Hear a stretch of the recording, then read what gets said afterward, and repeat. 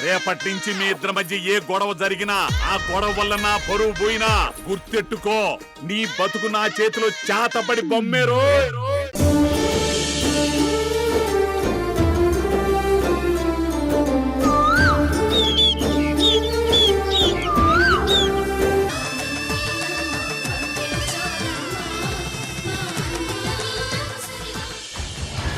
Sir, వీడు sadist Vijay sir.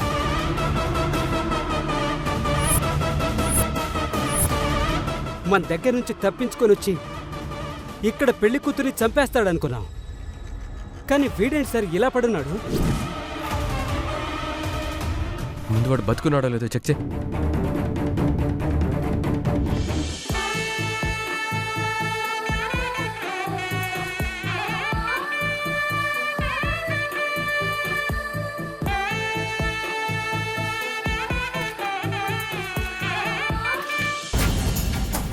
చనిపోయాడు sir.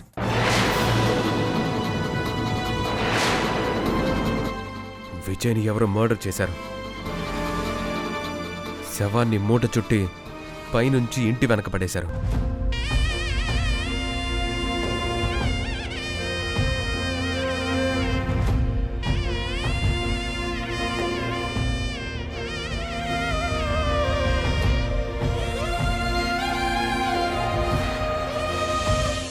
Sir, already భార్యను చంపేశాడు.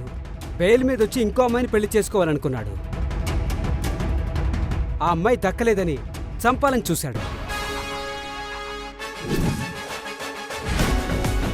ఇలాంటి వాణ్ణి ఎవరో ఒకరు చంపేస్తారు సార్. రాక్షసుణ్ణి దేవుడే చంపేసినట్టుంది సార్. షడప్. విజయ్ ఖైదీ కావచ్చు, ఎంత దుర్మార్గుడైనా అయి ఉండొచ్చు, కానీ వాడిని శిక్షించేది చట్టం. ఆ చట్టానికి మనం ప్రతినిధులం.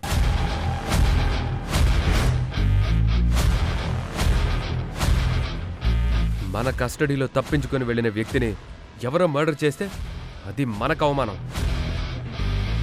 ఒక వ్యక్తి ఎలాంటి వాడైనా చట్ట ప్రకారం శిక్షించాలి, అది లీగల్. కానీ ఎవరో చట్టాన్ని చేతుల్లోకి తీసుకొని మర్డర్ చేస్తే వాళ్ళు నేరస్తులు.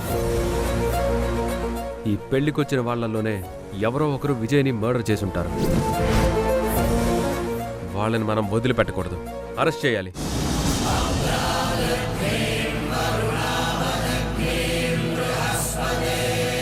మాంగళ్యధారణ ముహూర్త శుభముహూర్తోస్తు. అమ్మా, అందరి దగ్గర ఆశీర్వాదం తీసుకోండి. ఓం సావధాన, సులగ్నే సావధాన. సార్, ఈ హంతకుణ్ణి చంపిన హంతకుణ్ణి ఎలా కనుక్కోవాలి? జయంత్, ఆలోచించే టైం లేదు. సీసీటీవీ ఫుటేజ్ చూడాలి. మీరు ఇక్కడే ఉండండి. Okay sir.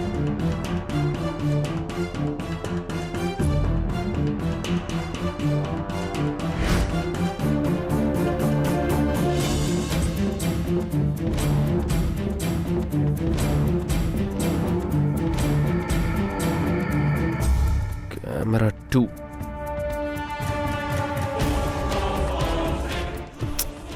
కెమెరా 3.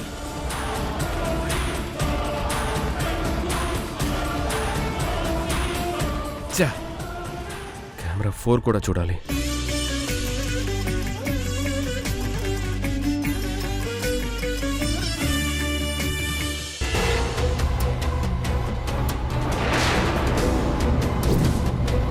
కన్ఫర్మ్ హంతకుడు ఇక్కడే ఎక్కడో ఉన్నాడు. వదిలిపెట్టను.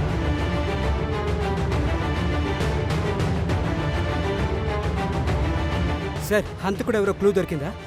వాడు ఎవడైనా సరే, ఎంత పెద్దవాడైనా సరే వదిలిపెట్టకూడదు. మీరు అర్జెంటుగా ఇంటి గేట్స్ క్లోజ్ చేయండి.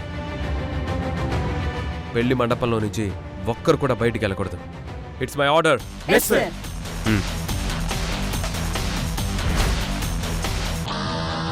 ఒక క్రిమినల్ని చంపడం కూడా నేరమే.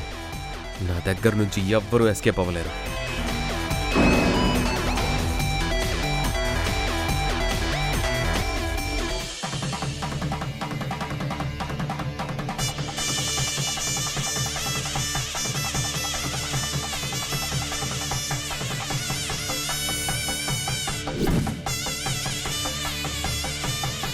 బాబు, భజంత్రీలు వాయించండి. బాబు, తాళి తీసుకో బాబు. ఒక్క నిమిషం పంతులు గారు.